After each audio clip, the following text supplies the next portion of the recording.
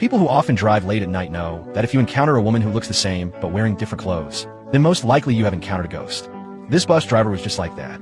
Whenever he stopped at each bus stop, he would see the same woman appear wearing different clothes before long. The driver died in a car accident on the road. The company suspended this midnight route one day. A new driver joined the company. In order to urgently raise money for his mother's surgery, the young man asked the station master to let him drive the suspended midnight route. He reasoned that this route had many passengers and could earn more money to treat his mother. The station master agreed to the young man's request, but required that he stop at every station and keep the doors opening and closing automatically. After reaching the terminal station, no matter what happened, he was not allowed to get off the bus. After hearing this, the young man was instantly frightened. But thinking of his mother's surgery fees, he still went back to the dorm to change clothes and prepare to set off. Unexpectedly, a colleague stopped him on the spot. The colleague said that the midnight route was very eerie. The last driver who had an accident died on this very day. He suggested that the young man not depart today, but the young man believed it was only a legend, and even said that there were no demons or ghosts in this world. With that, he walked toward the bus. As the colleague hurried to catch up and persuade him again, a black dog blocked the two of them. The colleague said that a black dog blocking the road meant disaster or calamity. He urged the young man to hurry back to the dorm, and rest the young man did not believe in ghosts or gods.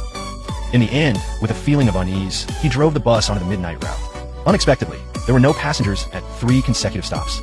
He instantly felt something was strange. After all, the station master told him that this route would have many passengers at midnight, but now he had not seen even a single passenger.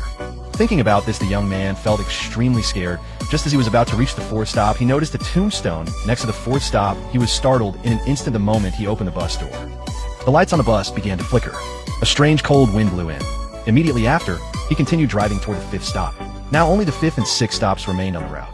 But as he was driving to the 5th stop, his colleague called to remind him to be very careful because the accident 1 year ago occurred on the last run of this bus. The young man immediately became nervous at that time. Passengers had already been waiting at the 5th stop for a long time. The young man felt something was wrong, but did not think too much about it. When he drove to the 6th stop, he found that several people were still waiting. The moment he opened the door, 2 mysterious women boarded. The young man did not think much of it. But just as he continued to drive forward, suddenly a black dog dashed out, blocking the bus's way. It started barking at the bus, remembering his colleague saying that a black dog blocking the road meant disaster or calamity. The young man immediately looked around, but did not notice anything unusual. He recalled the station master's words again, that besides stopping at stations, no other stops were permitted. Thinking of this, the young man rolled down the window to try to chase the black dog away, but the black dog continued barking at the bus. The young man had no choice but to take out a sausage and throw it to the black dog. Still, the black dog refused to leave. Seeing this, the passengers on the bus felt it was inauspicious, while the young man did not know what to do. The woman who had just boarded came to his side. She simply shouted, "Go away." Toward the window, the black dog, frightened, immediately ran away. The young man noticed that the woman's hand was especially cold. The woman only said that she suffered from a deficiency of chi and blood. The man did not take it too seriously.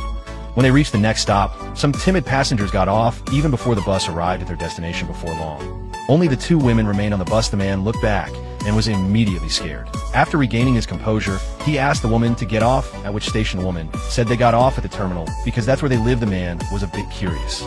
After all, it was not a residential area. The woman explains that they live in a shanty town at the terminal. When the bus gets to the terminal, the woman woke up her sister. The 2 of them got off the car without saying a word. The man had just closed the door of the car and wanted to drive back. He was surprised by a woman out of the window of the car.